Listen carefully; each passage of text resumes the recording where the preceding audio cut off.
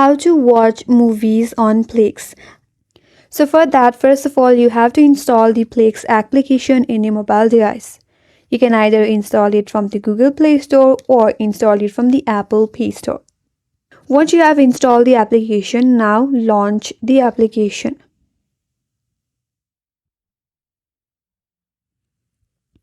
After you open it up, you have to log into your account. So make sure to log in into your Plex account. Once you're logged in, you'll be taken into home page.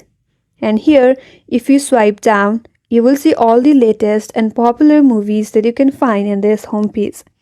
If you're not able to find your preferred movies, then using the search feature by tapping in the search icon at the top right, you can search for your preferred movies.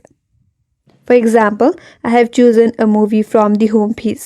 So once you get into this page, there you will find play button. Simply tap on it and then you can watch movies on Plex. And that's all for today's video. Hope this video was helpful, and if you're new to our channel, consider subscribing.